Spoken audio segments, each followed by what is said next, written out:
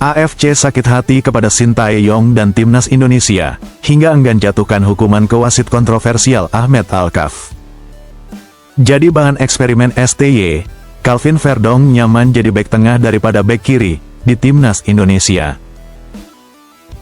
Tipikal Bahrain, Nova Arianto minta pemain timnas Indonesia U17 jaga emosi saat lawan Kuwait. Sintayong bawa Miliano Jonathans untuk laga timnas Indonesia vs Australia, setelah hampir jadi top skor Liga 2 Belanda 2024-2025. Tampil memukau di kualifikasi Piala Dunia 2026, bek timnas Indonesia ini disebut masuk daftar incaran raksasa Eropa Real Madrid.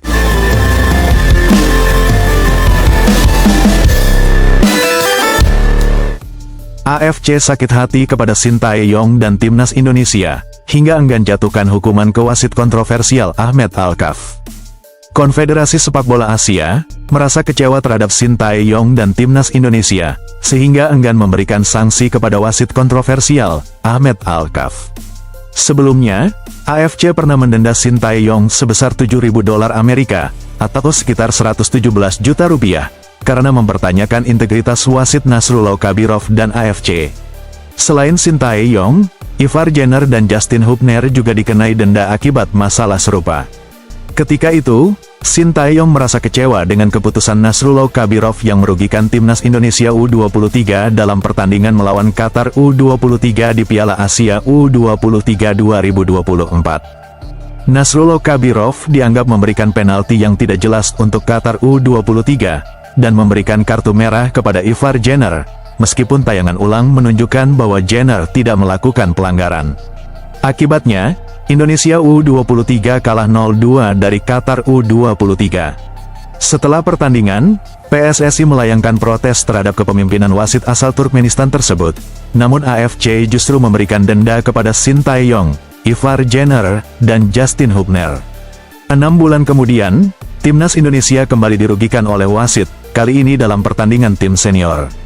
Wasit asal Oman, Ahmed Alkaf, memberikan tambahan waktu yang lebih dari seharusnya, membuat Indonesia gagal mengalahkan Bahrain.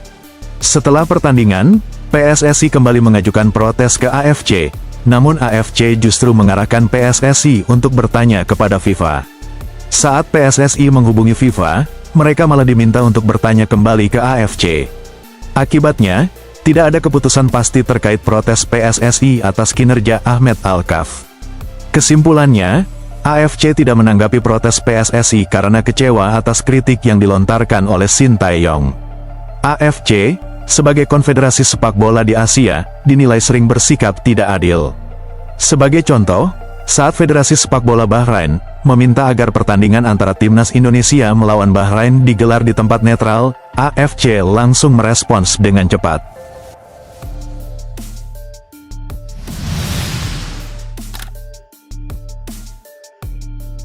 Jadi bahan eksperimen STY, Calvin Verdong nyaman jadi bek tengah daripada bek kiri di timnas Indonesia. Hasil eksperimen pelatih timnas Indonesia, Sintayong, membuat Calvin Verdong merasa nyaman dengan posisi barunya di tim. Verdong yang biasanya bermain sebagai bek sayap kiri, kini lebih suka dengan peran bek tengah yang diberikan kepadanya saat timnas Indonesia melawan China pada partai keempat babak ketiga kualifikasi Piala Dunia 2026 di Stadion Qingdao. Dalam pertandingan tersebut, Sintayong menempatkan Verdong di posisi bek tengah, dan Verdong mengaku menikmati peran tersebut. Menurutnya, bermain di lini tengah lebih melibatkan dirinya dalam permainan dibandingkan sebagai bek kiri. Sebagai bek tengah, Anda lebih sering menghadapi pemain yang cepat dan lincah, terutama pemain kidal yang lebih sering masuk ke dalam, ungkapnya. Verdong menambahkan bahwa meskipun dia tidak mengatakan lebih suka bermain di posisi tengah, ia merasa bermain di sana lebih menyenangkan. Eksperimen Sintayong ini membuat Verdong merasa lebih nyaman di posisi barunya. Pemain keturunan Indonesia ini mengaku menikmati peran sebagai bek tengah, lebih dibandingkan bek kiri. Tercatat, Verdong telah bermain 5 kali untuk timnas Indonesia, dengan 3 peran berbeda, yakni gelandang kiri, bek tengah, dan wingback kiri.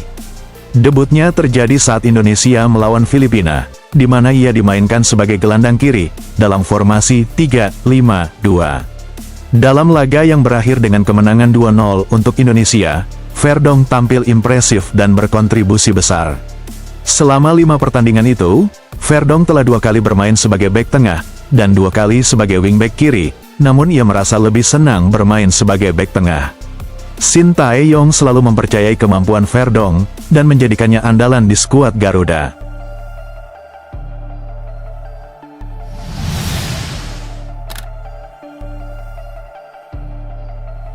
Tipikal Bahrain, Nova Arianto minta pemain timnas Indonesia U17 jaga emosi saat lawan Kuwait. Nova Arianto memberikan peringatan penting kepada skuad timnas Indonesia U17 menjelang laga melawan Kuwait. Menurutnya, seperti di level senior, Kuwait kemungkinan akan menghadirkan drama di lapangan. Pertandingan Indonesia melawan Kuwait akan berlangsung pada matchday pertama grup G, kualifikasi Piala Asia U17 2025, di Stadion Abdullah Al-Khalifa. Kuwait akan menjadi lawan yang berat bagi Indonesia, karena mereka berstatus sebagai tuan rumah. Sebelum memasuki kualifikasi ini, Kuwait telah melakukan pemusatan latihan dan uji coba di Mesir. Selain aspek teknis, Indonesia juga harus waspada terhadap faktor lain, terutama karena Kuwait mungkin akan menguji mental dan emosi pemain timnas U17, mirip dengan apa yang sering dilakukan oleh tim-tim dari Timur Tengah di level senior. Nova Arianto mengingatkan para pemainnya untuk lebih sabar, dan mampu mengendalikan emosi. Antisipasi melawan Kuwait sama seperti di level senior. Kita harus waspada karena mereka adalah tuan rumah, ujar Nova. Ia juga menekankan agar para pemain tidak terprovokasi oleh potensi drama di lapangan, yang sering terjadi saat menghadapi tim-tim dari Timur Tengah. Timnas Indonesia U17 telah melakukan persiapan matang untuk kualifikasi Piala Asia U17 2025, dengan pemusatan latihan dan uji coba di Bali, Spanyol, dan Qatar, setelah mengikuti Piala AFF U16 2024. Menjelang laga melawan Kuwait, Nova Arianto menyebut bahwa semua pemain dalam kondisi fisik yang sangat baik dan siap untuk tampil. Ia berharap para pemain bisa memahami rencana yang telah disusun, dan menunjukkan performa terbaik di pertandingan tersebut.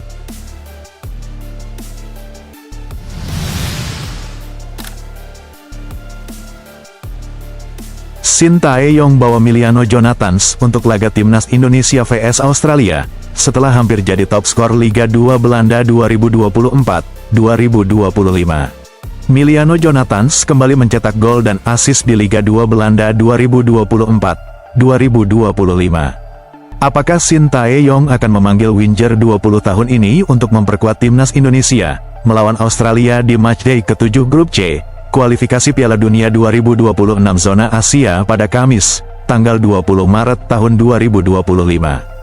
Pemain Vitesse Arnhem ini sedang menjalani musim terbaiknya sebagai pesepak bola profesional. Sejak mengenakan nomor punggung 10, pemain yang memiliki nenek asal Depok, Jawa Barat ini tampil impresif, mencetak 7 gol dan 3 assist dari 11 pertandingan Liga 2 Belanda 2024-2025. Terbaru, Jonathans menyumbang 1 gol dan 1 assist, saat Vitesse Arnhem bermain imbang 2-2 melawan FC Dordrecht. Dengan koleksi 7 gol, Jonathans hanya terpaut 2 gol dari top skor sementara Liga 2 Belanda, Zakaria Edachouri, dari SC Telstar. Melihat performa ini, Jonathans akan sangat dibutuhkan timnas Indonesia. Dalam formasi 3-4-3 racikan Shin Tae-yong, dan Jonathans kemungkinan akan dimainkan sebagai winger kanan. Jika dibutuhkan, dia juga bisa berperan sebagai gelandang serang dalam formasi 4-2-3-1. Kabar baiknya, PSSI sudah menghubungi Emiliano Jonathans. Sebagaimana diakui Jonathans setelah pertandingan melawan FC Den Bosch pada Sabtu, tanggal 19 Oktober tahun 2024. Namun, jika Jonathans tertarik membela timnas Indonesia, dia tidak bisa tampil saat Indonesia menghadapi Jepang pada tanggal 15 November tahun 2024, dan Arab Saudi pada tanggal 19 November tahun 2024. Di matchday kelima dan keenam grup C, peluang paling cepat bagi Jonathans untuk memperkuat Indonesia adalah saat tandang melawan Australia pada tanggal 20 Maret tahun 2025. Dengan 5 bulan tersisa, PSSI memiliki cukup waktu untuk membujuk Jonathans agar bergabung dengan timnas Indonesia. Sementara itu, diharapkan Jonathans terus berkembang dan membantu Vitesse Arnhem, yang saat ini berada di posisi ke-19 dari 20 tim di klasemen Liga 2 Belanda.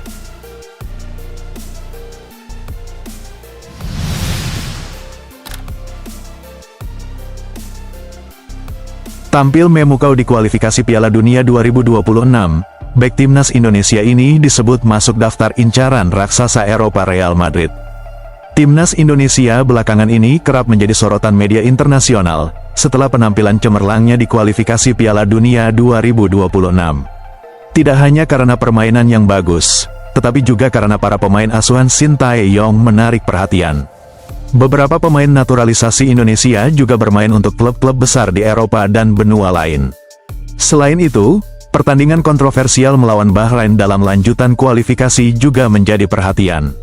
Hasil imbang tersebut menjadi bahan pembicaraan, setelah insiden kepemimpinan wasit Ahmed Al-Kaf, yang dipandang merugikan timnas Indonesia. Bahkan FIFA turut mengintervensi terkait kontroversi tersebut. Sejumlah media asing juga menyebut bahwa timnas Indonesia memiliki peluang besar untuk lolos ke Piala Dunia 2026 setelah berhasil mengumpulkan 3 poin dari 4 pertandingan. Perhatian besar dari media asing ini juga mengarahkan sorotan ke beberapa pemain kunci, termasuk bek timnas Indonesia, Rizky Ridho. Penampilannya yang gemilang menarik minat klub-klub asing.